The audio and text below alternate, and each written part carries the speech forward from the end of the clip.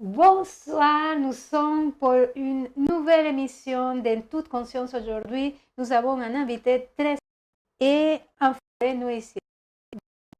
Bonsoir, Bonsoir Anna. Franck. Alors, Franck, tu vas nous parler de permaculture. Comment tu es arrivé à la permaculture et à la synergie relationnelle? Tu m'as parlé que ça fait partie des sujets que tu abordes. Alors déjà, c'est important pour moi de juste de redire ce que c'est le mot permaculture. Oui, Parce que très souvent, on a des erreurs d'interprétation et on considère que la permaculture, c'est des techniques de jardinage. Donc la permaculture, c'est une méthodologie de conception écologique qui nous permet de concevoir des écosystèmes nourriciers durables qui va prendre en considération à la fois l'habitat, les relations humaines, la production alimentaire, l'énergie. Donc en fait, vous pouvez aller voir sur Internet la fleur de permaculture. Il y a toutes les pétales et chaque pétale correspond à un domaine bien spécifique. Et ce qui va spécifier la permaculture, c'est la méthodologie de conception, donc le cœur de la fleur, et qui est basée sur une éthique qui dit prends soin de la terre, prends soin des humains, crée l'abondance et partage équitablement. Donc ça, un peu, c'est la philosophie. Derrière, il y a le design, c'est la méthode de conception, qui va passer un petit peu par toutes les pétales. Donc concevoir un habitat plus écologique, plus sain, avec une meilleure rentabilité énergétique, avec la production alimentaire. Et donc qu'est-ce qui m'a amené à ça? C'est des problèmes de santé et des problèmes existentiels. Je suis dyslexique, j'ai eu beaucoup de difficultés dans mon apprentissage à l'école quand j'étais petit. J'ai eu d'autres problèmes de santé, j'avais ce qu'on appelle la maladie de Scheuermann, donc c'est le fait de se tenir voûté, vous savez, les ados qui grandissent trop vite. Et puis on me disait en même temps que j'étais hyperactif, que enfin, voilà, j'avais tout un tas de troubles qui a fait que j'ai eu du mal à m'insérer dans la société. J'étais plutôt manuel et que même dans les métiers qui me plaisaient, comme la taille de pierre, je suis ancien tailleur de pierre sculpteur, même dans ces métiers qui me plaisaient, rapidement, j'ai eu à la fois des problèmes de santé et en même temps des problèmes existentiels qui me disaient mais qu'est-ce que tu es venu foutre sur Terre en fait? Il y a le monde qui est en train de crever, il y a 60% de la biodiversité qui est en train de disparaître et toi tu es là en train de restaurer les cathédrales. Alors ok, c'est peut-être plus intéressant qu'un autre métier, mais il n'empêche que je sentais une espèce d'urgence à l'intérieur de moi de faire autre chose de ma vie, de faire autre chose de mes 10 doigts. Et après, c'est tout un périple. Hein. Je m'intéressais à l'écologie, donc un petit peu à toutes les pétales de la fleur, donc la gestion écologique de l'eau, la production alimentaire, le jardinage bio, l'éco-construction, enfin tous ces domaines m'intéressaient. Et je suis tombé un peu par hasard sur le mot permaculture en 2001 et sur le livre de Bill Mollison. Et je me suis dit, si c'est ça, la permaculture, ça regroupe, ça rejoint un petit peu tout ce à quoi j'aspire, parce que ça prend en considération les relations humaines, ça prend en considération la gouvernance, la communication, la production alimentaire, qu'est-ce qu'on fait où? Est-ce qu'on va trouver un job très loin de chez soi, ou au contraire, est-ce qu'on essaie de créer son job chez soi? Est-ce qu'on essaie de créer du lien et du tissu local et de recréer du tissu plus écologique, enfin des relations plus écologiques, plus saines? Donc du coup, ça m'a vraiment parlé et j'y ai consacré toute ma vie en fait depuis. Depuis, j'ai commencé à écrire ce livre parce il écrit même un livre, La permaculture en climat tempéré, qui a servi, tu m'as dit, à concevoir la ferme du Bec et Loin, enfin le jardin de la ferme du Bec et Loin qui est assez connu parce qu'ils sont passés dans le film Demain. Et donc en fait, je me suis aperçu que ma mémoire était assez limitée pour mémoriser tous les milliers de choses qu'il fallait savoir, que ce soit les noms des espèces de plantes et les fournisseurs qui peuvent les fournir, et puis quelles associations on met avec quoi. J'ai pas une très très bonne mémoire vive, et donc du coup, je vidais mon cerveau dans ce bouquin régulièrement, et c'est un espèce de mémoire de recherche qui petit à petit est devenu une encyclopédie. Ça fait 4 livres, enfin il y en a 4 des livres. Donc celui-là, c'est sur la vision globale de la permaculture en climat tempéré. Et après, il y en a un sur la multiplication des végétaux, un sur les relations humaines, et le dernier sur comment concevoir une cote, comment faire une bio-indication pour savoir si l'eau est potable, si le sol est pollué, pour pouvoir voir un petit peu qu'est-ce qu'on va faire sur le lieu. Et donc, ouais, c'est une passion qui, je pense que j'y passerai le reste de ma vie. Ok, tu nous as pas encore parlé de la synergie relationnelle. Et juste une seconde avant que tu répondes, je vous rappelle que nous sommes en live et que vous pouvez poser des questions à Franck. Je vais recevoir les questions sur mon téléphone. Donc, posez les questions tout de suite parce qu'il y a déjà un retard entre le moment que vous posez la question et que ça m'arrive et qu'on va passer plus ou moins 45 minutes avec Franck. Donc, allez-y, profitez pour poser des questions sur ce sujet passionnant qui est la permaculture et la synergie relationnelle que tu allais nous parler. Alors, la synergie dans les rapports humains, c'est pas un label. Moi, j'ai utilisé ce terme parce que tous les autres étaient pris. Enfin, en tout cas, j'utilisais le mot synergie à l'époque. Et donc, en fait, c'est le résumé d'un peu mon parcours. Enfin, en tout cas, c'est l'espèce de kit clé en main que je mets en place pour moi en premier dans ma vie. Et puis que je partage aux gens qui s'intéressent à la permaculture, qui veulent vivre en éco-hameau, en éco-village, ou être dans des associations, ou simplement avoir des relations constructives avec leur conjoint. Donc, en fait, c'est un processus qui est en 4 modules, en 4 phases, qui sont complémentaires, mais pas forcément à mettre dans un ordre précis. Il y a une logique, il y a un ordre précis, mais j'observe que chacun rentre par des portes différentes pour apprendre les mêmes choses. Et donc, ça retrace un peu mon cheminement parce que, à cause de ma dyslexie, à cause de ma difficulté d'insertion dans cette société, j'ai eu plein de blessures intérieures. Bon, après, c'est lié aussi à mes parents, à l'histoire, à tout un tas de choses. Mais je me suis aperçu que on a tous des blessures intérieures différentes. Donc moi, j'étais quelqu'un de très colérique, de très potentiellement agressif, bagarreur. J'ai fait des sports de combat pendant des années. Et puis je me suis aperçu qu'il y avait d'autres gens qui étaient gentils, qui avaient peur des autres, qui se laissaient envahir, et qu'il y avait d'autres personnes qui étaient plutôt dans la confusion, qu'on avait tous des stratégies différentes pour se protéger, que ce soit en cognant ou en se laissant faire. On a tous des outils et des masques un petit peu différents pour protéger notre intégrité par rapport à ce qu'on a vécu dans l'enfance. Donc, ce qui m'a amené en fait à découvrir ça, c'était le fait de vouloir vivre en éco-village, en éco-hameau. Et je me suis rendu compte qu'avec mon tempérament un peu colérique, sanguin, ça allait pas le faire. Et que ça allait être difficile autant pour moi que pour les autres.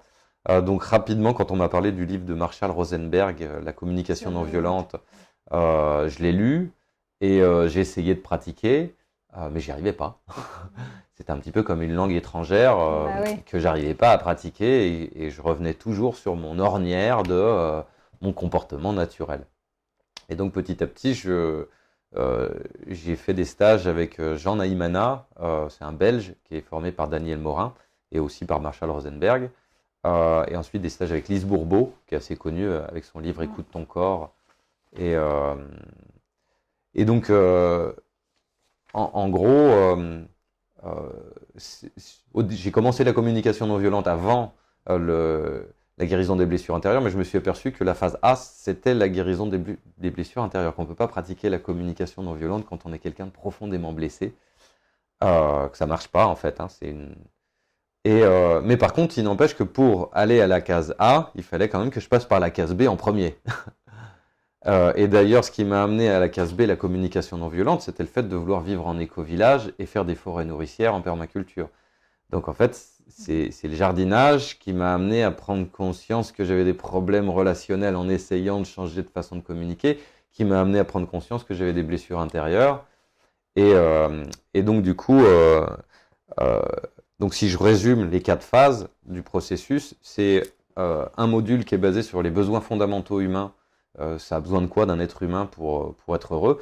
Comme on pourrait se poser la question, elles ont besoin de quoi tes fleurs là pour être bien roses et que le feuillage soit bien vert? On pourrait les voir toutes fanées et on s'aperçoit que les êtres humains, quand c'est pas nourri, c'est un peu comme les fleurs.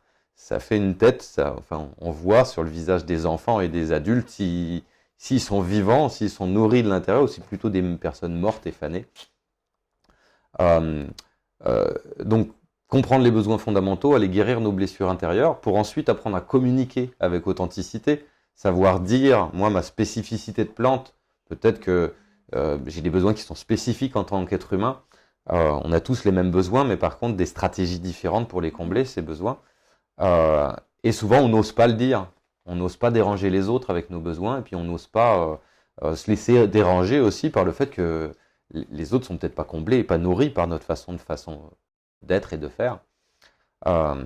Donc c'est apprendre, le module 2, c'est j'utilise la communication non violente et la communication transformative que j'ai appris avec Lionel Santucci. Donc c'est comment communiquer avec authenticité, comment être vrai les uns avec les autres, et axer notre communication sur nos besoins fondamentaux. Sur en gros, quand je te dis ça, tu sais, ce que j'ai besoin, c'est ça en fait. Ensuite, le module 3, c'est la médiation, la gestion du conflit. Quand j'ai appris la CNV, c'était avec le MAN au départ, le Mouvement pour une alternative non violente, et ils nous apprenaient la médiation en même temps. On avait des différents modules. Et tout de suite, j'ai vu la limite de la communication non violente. C'est que c'est pas parce qu'on... Et c'est ce que disait Marshall Rosenberg, c'est ce que dit Isabelle Padovani ou Thomas Danzambourg, c'est que c'est pas parce qu'on pratique la communication non violente qu'on va arriver dans un espèce de pays des bisounours où tout est sympa et simple. C'est pas pour ça qu'on va pas vivre de conflits.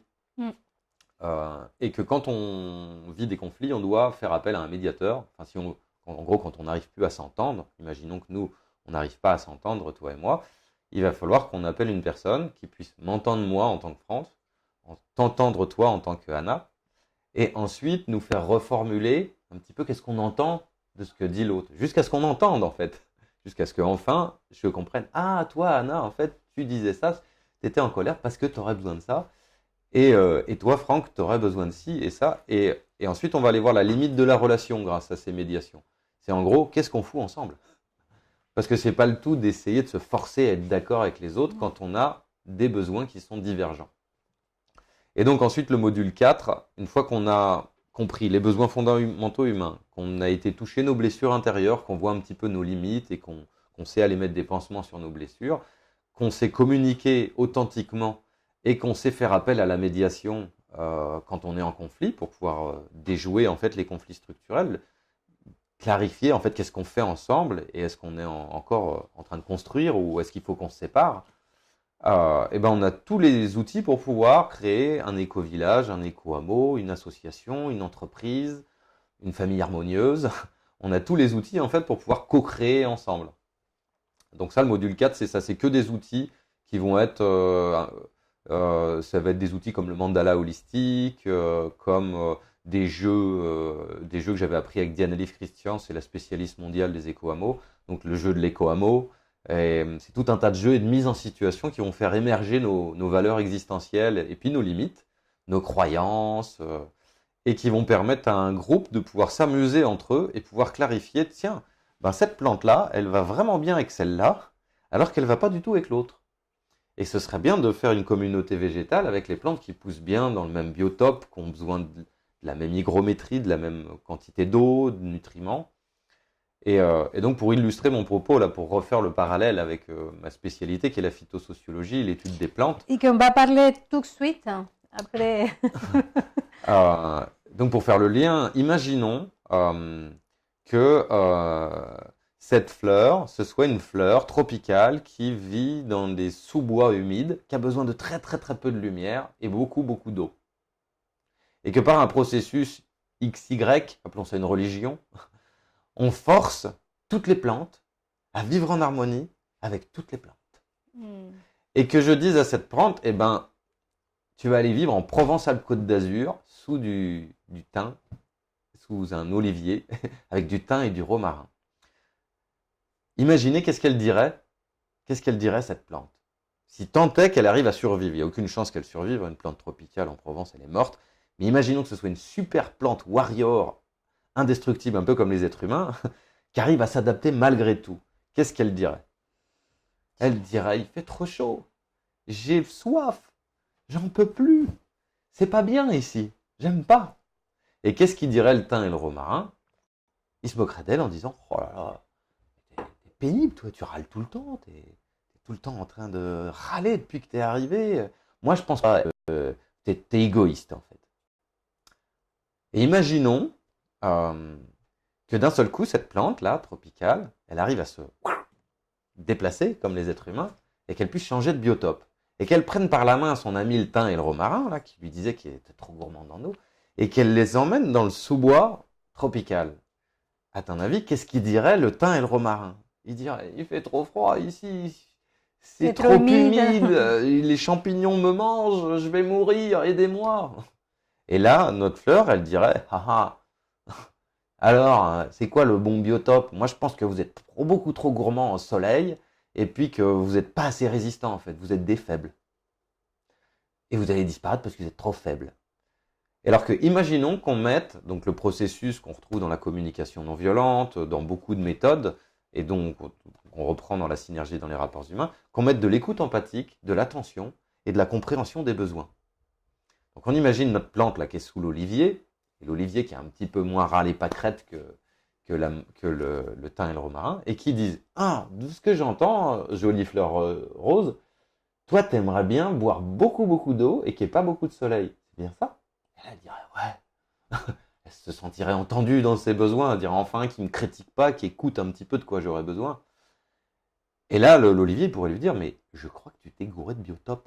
Parce que nous, tu sais, ici, il n'y a pas beaucoup d'eau. Hein. Il n'y en a que très peu qui tombent en hiver. Et je pense que tu ne seras jamais heureux parmi nous. Mais je suis presque sûr qu'il y a un endroit dans le monde où tu serais à ta place, où tu serais heureuse. Et ben moi, c'est ce qui s'est passé pour moi. En fait, je me rends compte que ma dyslexie fait que j'étais complètement inadapté à l'éducation, Ton biotope. au biotope éducation nationale française. Mon frère était surdoué, donc lui aussi, en fait, lui s'ennuyait à l'école. Moi, je courais derrière le train, j'arrivais pas à le rattraper. Et puis lui, il a passé toute sa scolarité à finalement à rien faire parce que le niveau était trop bas pour lui. Et il a appris à être feignant et puis à pas s'investir. Alors que moi, j'ai appris à m'épuiser pour des résultats qui sont pas assez à la hauteur des attentes des profs, des parents, de tout le monde. Et je m'aperçois maintenant que malgré ma dyslexie, je peux écrire des livres, que quand je trouve ma raison d'être et que je fais ce qui me passionne, ce qui me nourrit, eh ben en fait, je me sens vivant et je suis bien en fait sur Terre malgré tout ce qui se passe, malgré toute la destruction de la nature, de l'environnement, malgré tout le désarroi qu'on peut vivre dans la race humaine. Il n'empêche que ma vie elle a un sens profond et que je sais vraiment pourquoi je suis là. Enfin, je sens, je sais et donc je me sens à ma place en fait. Je sens maintenant que j'ai le feuillage qui est plus vert et plus brillant que quand j'étais petit, où là j'étais triste et fané. Et ensuite vers l'adolescence, j'étais foudrage et en colère. Et je me droguais beaucoup. Et donc du coup, le parallèle que je fais en fait entre la synergie dans les rapports humains et la synergie végétale, la phytosociologie. Oui, en fait, juste, moi j'aime beaucoup ton parcours parce que j'adore le sujet des blessures émotionnelles, c'est un de mes sujets préférés. Et en même temps, oui, et comment à partir de tes blessures, tu as pu créer ton mandala intérieur en fait, tu vois. C'est à l'image de la permaculture, il y a cette fleur.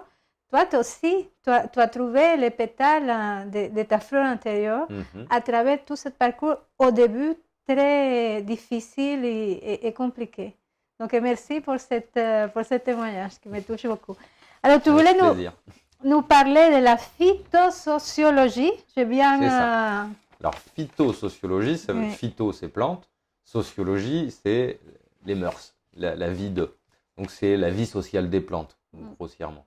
La phytosociologie, c'est la vie sociale des plantes. C'est ça, c'est l'étude des plantes dans leur contexte naturel et d'aller voir. Et on parle de plus en plus, hein, avec, je ne sais pas si on parle de la même chose, de la vie secrète des arbres, tout ça. Est-ce que c'est ça. On va dire que la phytosociologie commence à se démocratiser et c'est plus un domaine qui est un truc de spécialiste de botanique qui parle qu'en latin.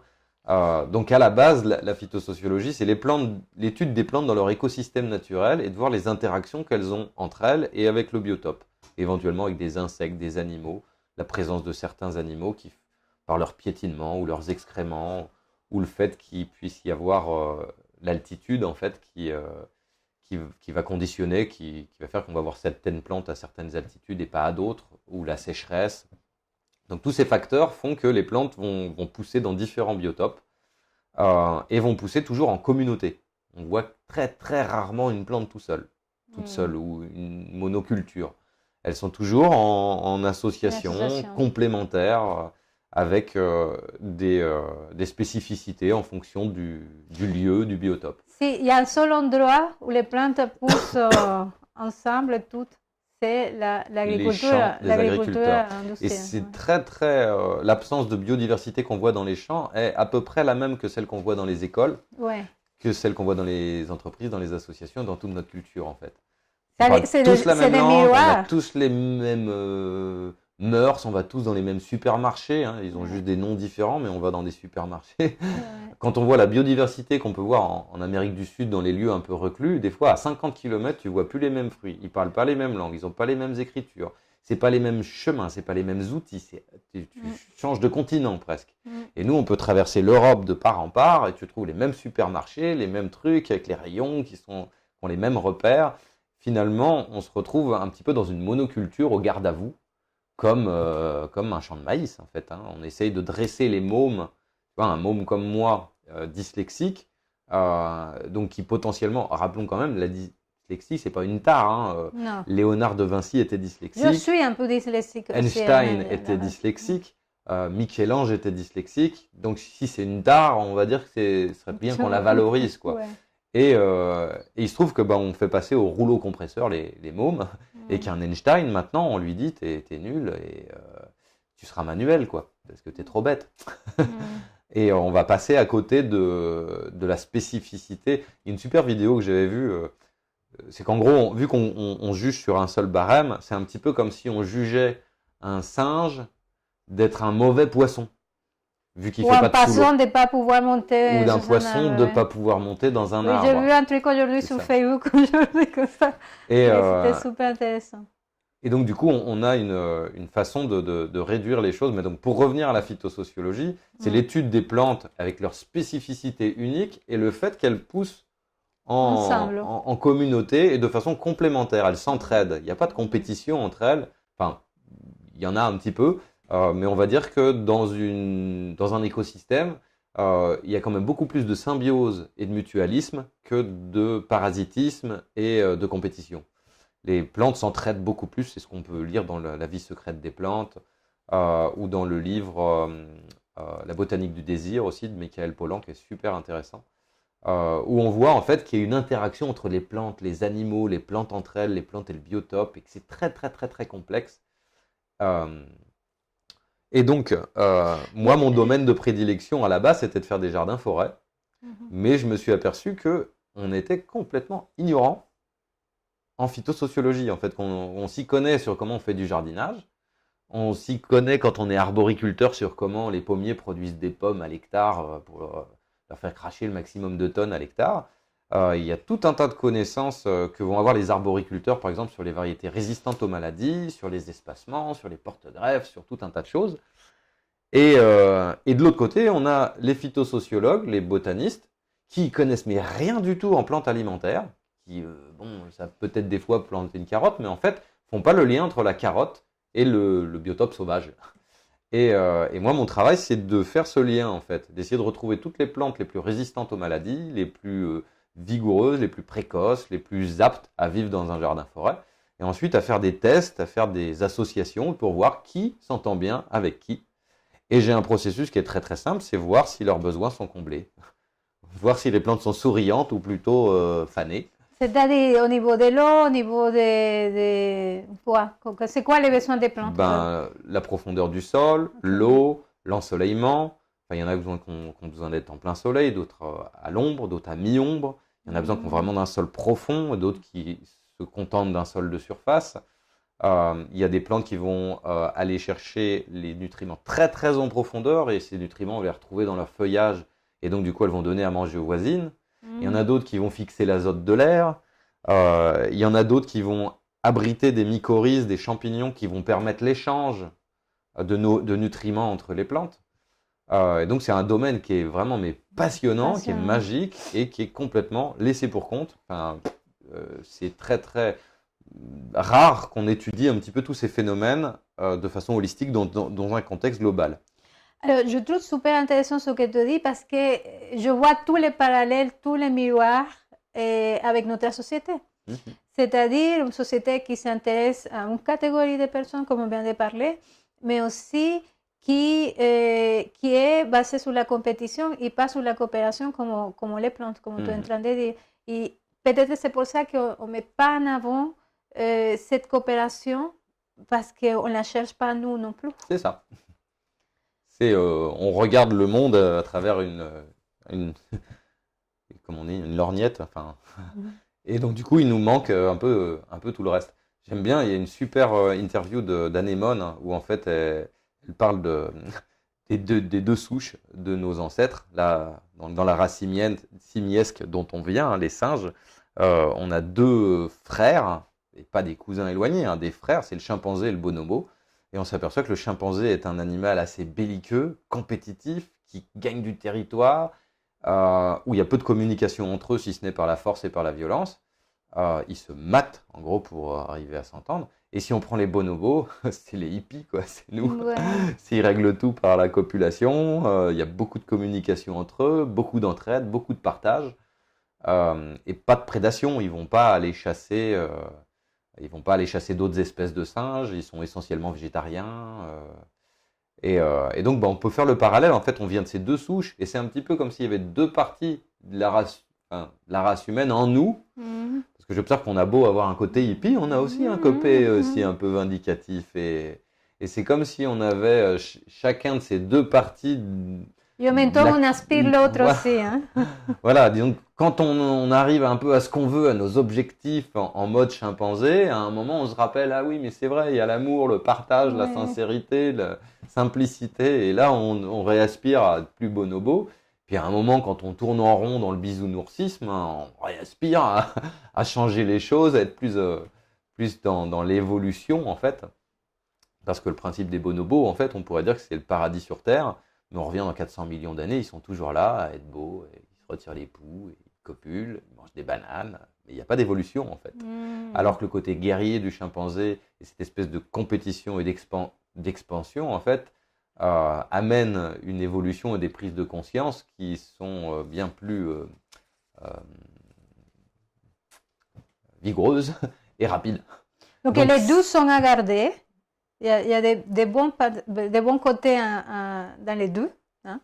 Et le problème, c'est que parfois, on est soit trop bonobo ou plutôt trop chimpanzé dans notre société. C'est ça. On pourrait dire entre les bisounours gentils et puis les pervers narcissiques méchants et agressifs et égoïstes.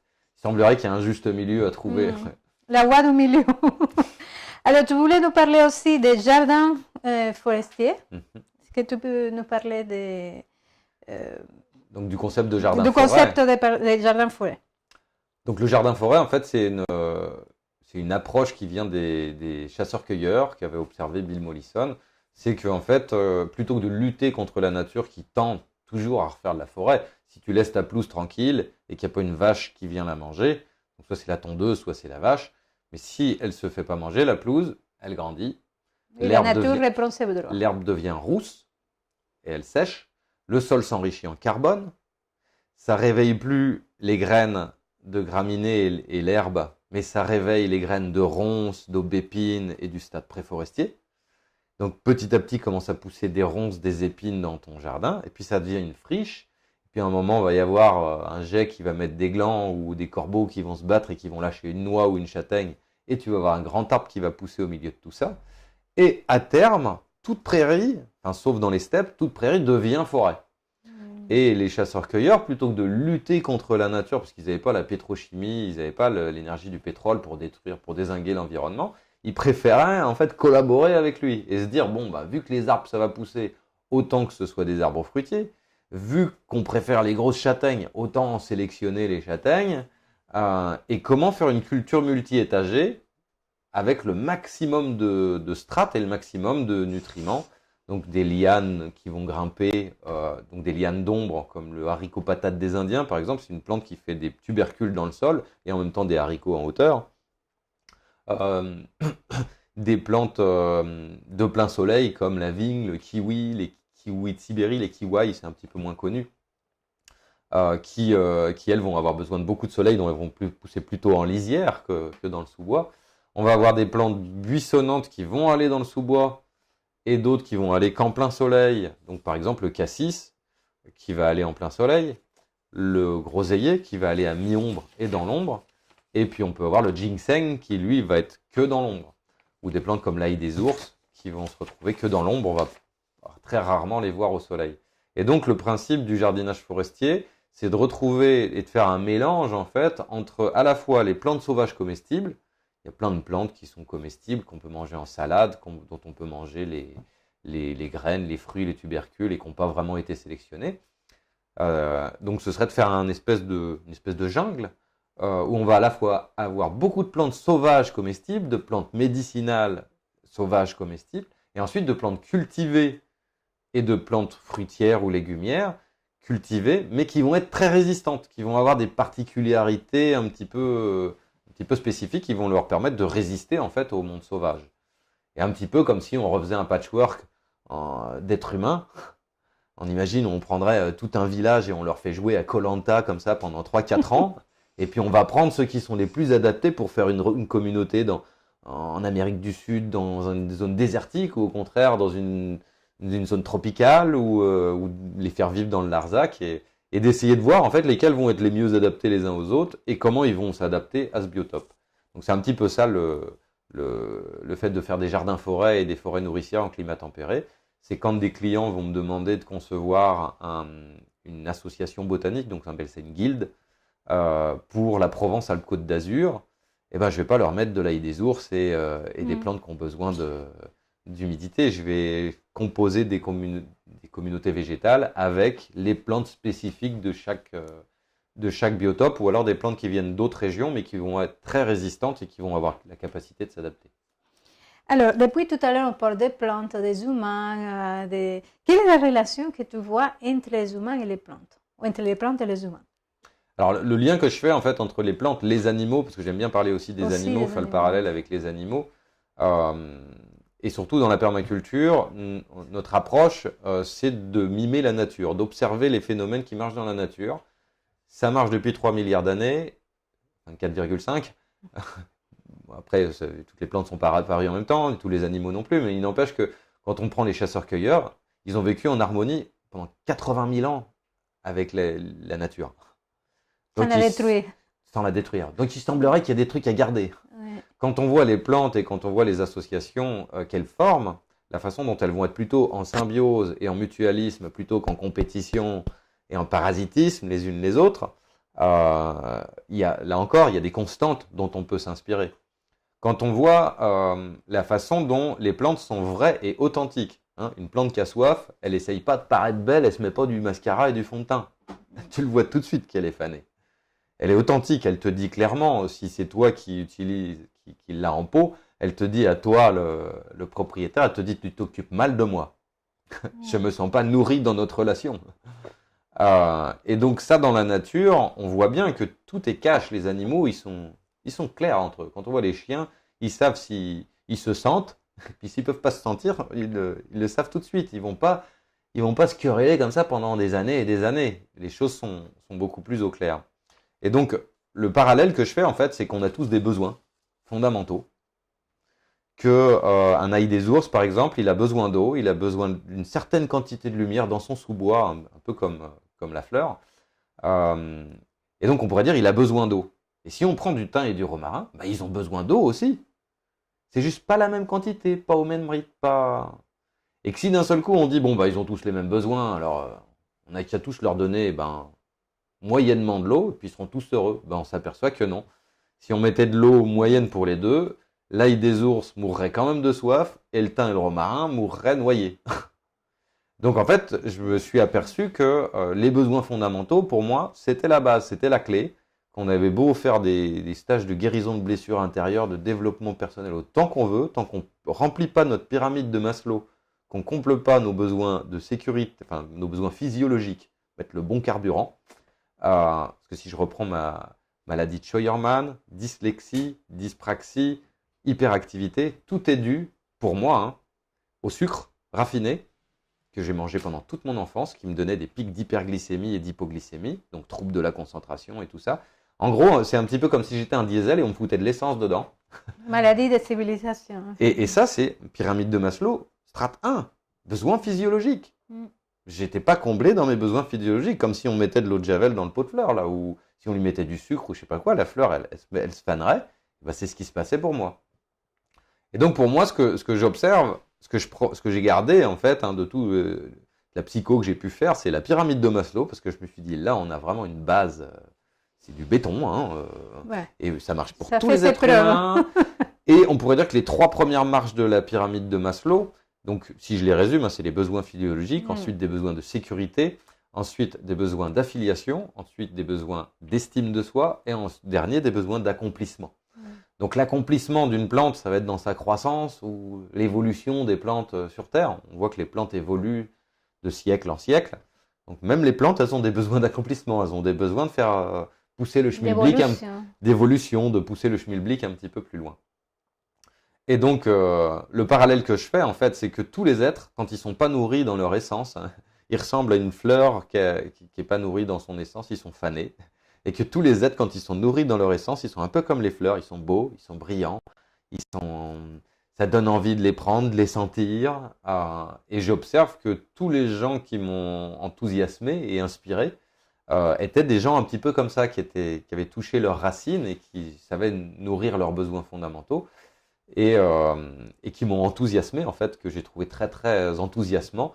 Et du coup, c'est un petit peu comme si j'avais vu la vie en eux, et du coup, je les ai suivis, et puis ça m'a aidé à retrouver un peu la vie en moi, et de passer du biotope de la banlieue parisienne, où je suis dyslexique et nul à l'école, au biotope de maintenant, je suis libre de visiter le monde entier, et de découvrir mes passions, et de plus jamais me forcer à apprendre des trucs qui me saoulent.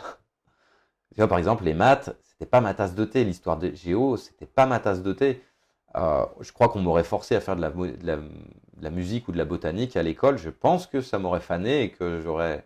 Par contre, le fait d'y aller de mon propre chef, à mon rythme, de pouvoir avaler l'information sans qu'on me gave, ou au contraire que je reste affamé, mais que j'aille manger juste ce qu'il me faut, avec le temps d'intégration qu'il me faut, eh ben, je me suis aperçu que là où j'avais une mémoire de poisson rouge quand j'étais petit et que j'avais des mauvaises notes et que je retenais rien, maintenant, c'est très souvent que je me retrouve à avoir des profs, des instits dans mes formations, mais qui me disent « Qu'est-ce que tu as fait comme étude? Oh, t'es une vraie encyclopédie !» Et c'est tout simple, en fait. Je n'apprends que par passion. J'apprends que ce qui m'amuse, ce qui m'intéresse, ce qui me rend vivant. Et vu que je le partage et je le transmets, ça fait que j'intègre les choses très, très vite. Donc, le parallèle que je fais, en fait, c'est de pouvoir aider les êtres humains qui me côtoient, enfin en tout cas qui vont être attirés par ce que je propose au monde, à retrouver qu'est-ce qui leur donnerait les feuilles vertes et dans quel biotope ils seraient heureux. Alors pour ça, je vais illustrer le propos avec trois courants qu'on voit dans la permaculture.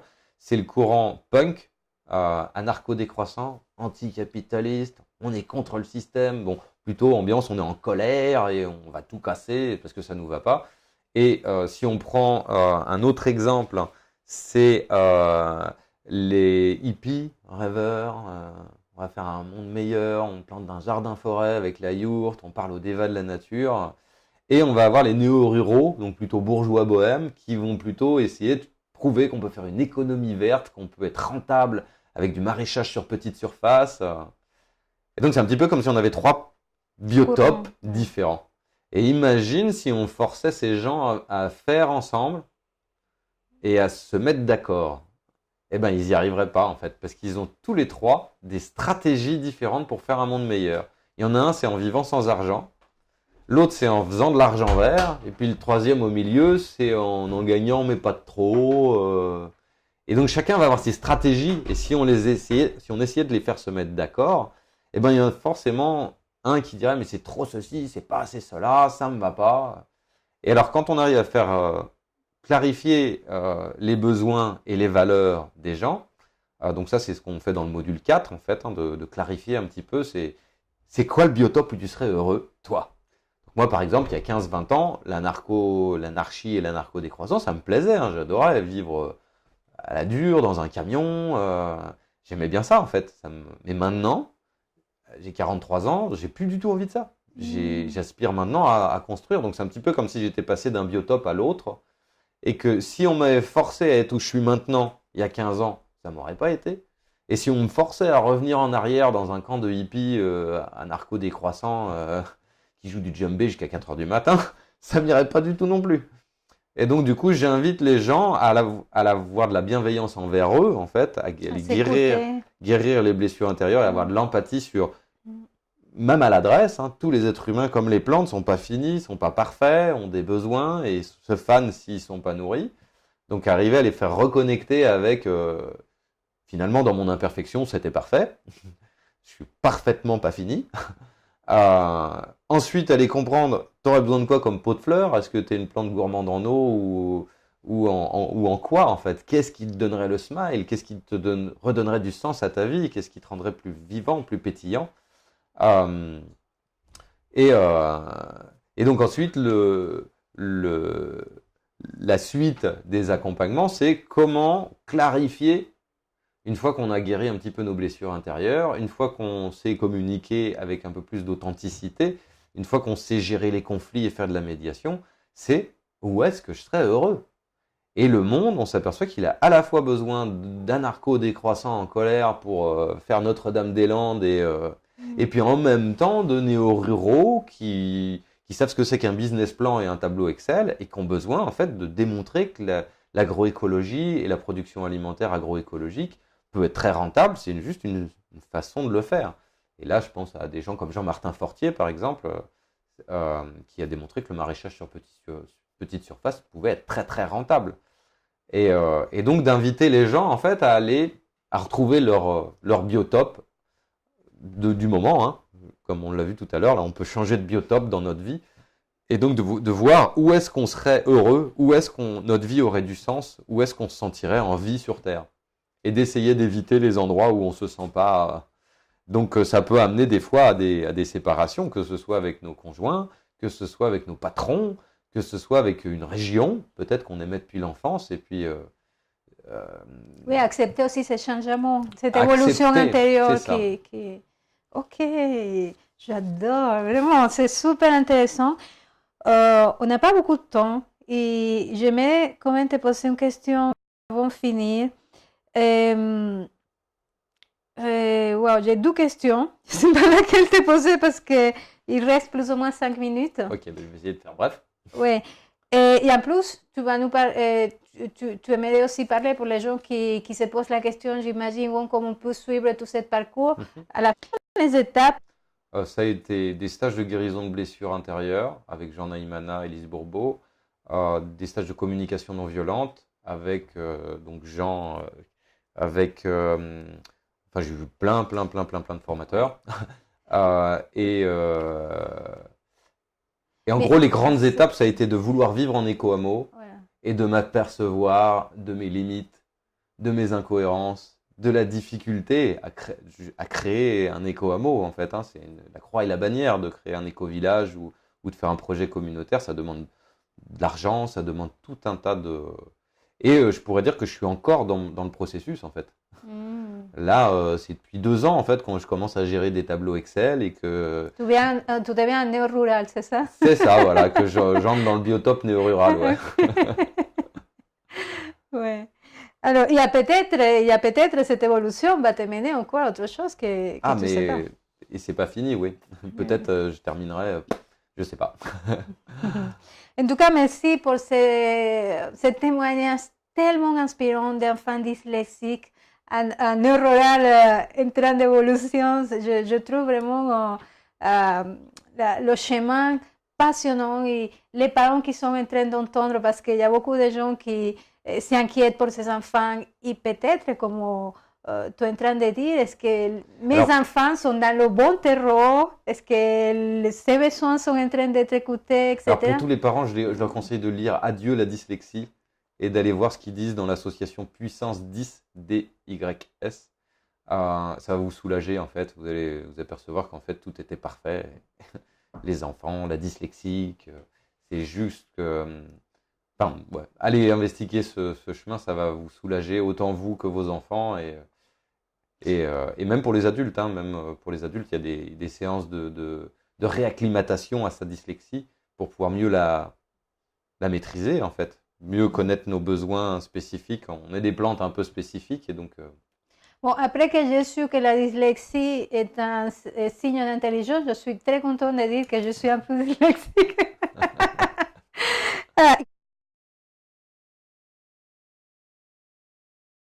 Il y a d'autres troubles, pas des troubles, mais d'autres comportements qui sont mal compris et que c'est, comme tu dis, à la base des enfants qui ne sont pas dans le bon biotope et qui n'ont pas ces besoins. Les ressources nécessaires à s'épanouir. Ouais.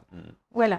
Alors, est-ce que tu peux nous parler brièvement pour les gens que tout ça est en train de les toucher et qui ont envie d'aller plus loin avec toi? Il y a tes livres. Hein? Je rappelle que Franck a écrit plusieurs livres sur la permaculture, 4 exactement. Permaculture en climat tempéré, c'est le premier.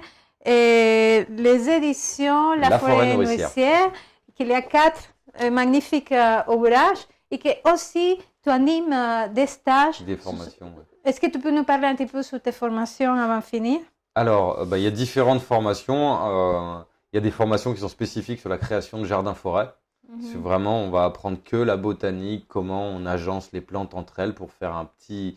Ça peut être sur 100 mètres carrés, hein, des fois on a un tout petit jardin. C'est comment agencer les plantes les unes sur les autres pour qu'il y en ait le plus possible comestibles. On fait des formations au design, donc à la conception en permaculture, où là c'est un modèle international qu'on appelle cours de design en permaculture, CDP. Et là ça dure 12 jours, il y a 13 jours en tout avec un jour de pause au milieu, où on va expérimenter à la fois le vivre ensemble, la méthode de conception, comment produire des plantes, faire des petits jardins-forêts, s'occuper des poules. C'est quoi une poule? Ça a besoin de quoi? Où est-ce qu'on la met par rapport à la maison pour ne pas être gêné par le coq et en même temps pour le compost, pour fertiliser le jardin.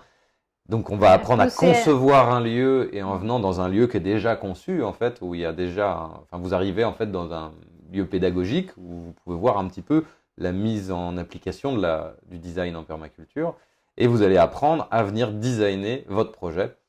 Donc c'est souvent, soit ça peut être des agriculteurs qui veulent s'installer, soit c'est des gens qui veulent refaire leur jardin et transformer ça en jardin-forêt, soit il y a un petit peu tous les cas de figure. Donc là, c'est vraiment une expérience humaine, il faut le prendre, autant les stages jardin-forêt de 3 jours, c'est très axé sur la théorie et la pratique, autant les cours de design, c'est une expérience humaine, donc tous les matins on fait des tours de parole.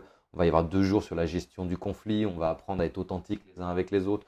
Donc ça mélange un petit peu toutes les pétales de la fleur de permaculture. Et après, on fait des formations spécifiques sur la synergie dans les rapports humains avec les 4 modules. Que tu nous as expliqué ce soir, voilà, tu as évoqué un peu ce soir. Okay. C'est ça. Okay. Et donc, vous pouvez retrouver toutes ces infos. Il y a beaucoup d'informations sur notre chaîne YouTube, La Forêt Nourricière. On a dû faire plus de 60 vidéos sur le thème des jardins-forêts et des relations humaines. Alors pour illustrer mon propos là, par rapport à ce que j'ai dit sur les relations humaines, vous pouvez aller voir, il y a une vidéo que j'ai publiée récemment qui s'appelle « Gentil, méchant dans les relations ». Comment sortir de la trilogie bourreau, victime, sauveur. Ça, pour ceux qui s'intéressent à la non-dualité et puis à ce genre d'approche, ça devrait vous parler. Donc on a une chaîne YouTube, on a une page Facebook aussi où on publie beaucoup d'articles, dès qu'on découvre des nouvelles associations, des nouvelles astuces qui vont faire que les plantes vont bien s'entendre entre elles, qui nous permettent d'éviter du désherbage ou de mettre des engrais ou d'avoir à arroser.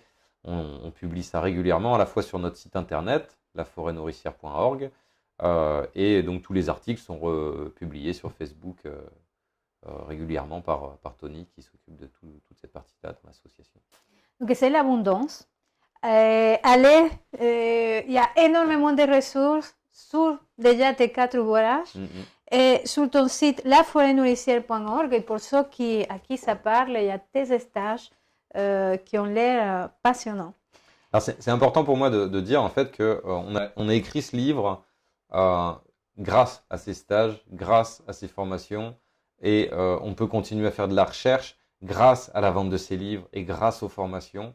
En gros, c'est important pour moi de dire en fait l'eau qui nous arrose, qui m'arrose et qui me permet d'avoir un sens sur Terre, c'est l'argent des gens qui me donnent parce qu'ils trouvent passionnant ce que je fais en fait. Mais si ça s'arrête, moi, ça s'arrête. Je retourne bosser à l'usine et donc, je veux pas de subvention, je veux pas être financé par l'État, je veux pas que notre association ni mes recherches soient financées par quoi que ce soit d'autre que les gens qui sont nourris voilà. On veut que ce soit un cercle vertueux et que les gens qui viennent dans les formations, ce soit vraiment un appel du cœur ou un appel de passion. Et puis pour ceux qui n'ont pas de jardin et puis plus le temps ou plus l'énergie, quand ils nous font un don, que ce soit vraiment un don qui vienne du cœur et qu'on dise, bah tiens, toi cette fleur là, je te donne ce que tu as besoin, un petit peu d'eau, parce que j'ai vraiment envie que tu sois plus verte et plus rayonnante et plus. Donc ça, si vous voulez nous soutenir, on a une page Tipeee grâce aux dons. Donc pour l'instant là, on a monté, je sais plus, il y a 1 mois et demi, donc on n'a pas encore de dons. Mais grâce à ça, on pourrait financer un job à plein temps d'un ingénieur agronome qui pourrait nous démontrer scientifiquement la quantité de pois, de fruits, les différents insectes parasitoïdes qui parasitent les petites bêtes qui d'habitude nous embêtent dans le jardin. Et donc, ça permettrait de pouvoir financer des monteurs, parce que je n'arrive pas à tout faire. Je filme un petit peu toutes les recherches que je fais et j'invite les gens à le faire aussi. Mais en fait, il nous faut des monteurs pour pouvoir arriver à monter toutes ces vidéos pour les mettre sur YouTube. Et à l'heure actuelle, j'ai beau essayer de faire du bénévolat, c'est pas toujours facile et c'est plus pratique de payer un professionnel. Donc si vous voulez qu'on fasse plus de vidéos sur la synergie dans les rapports humains, sur la synergie végétale, n'hésitez pas à nous soutenir, que ce soit en achetant un livre, en venant à une formation ou en faisant un don sur Tipeee. Tout est bon à prendre. Tout est bienvenu. Merci Franck pour ces moments magnifiques. J'ai énormément aimé ton parcours et ce que tu dégages. Et à vous qui nous avez suivis, ça c'est la première partie de l'émission. Tout de suite après, on va être avec Stéphane Haquet pour parler du yoga. Le yoga, un chemin vers la guérison, ça va commencer dans plus ou moins 10 minutes. Non, bougez pas. Allez faire ce que vous avez envie de faire, mais revenez parce que ça va être encore passionnant comme avec Franck Nattier. Merci beaucoup. Merci Anna.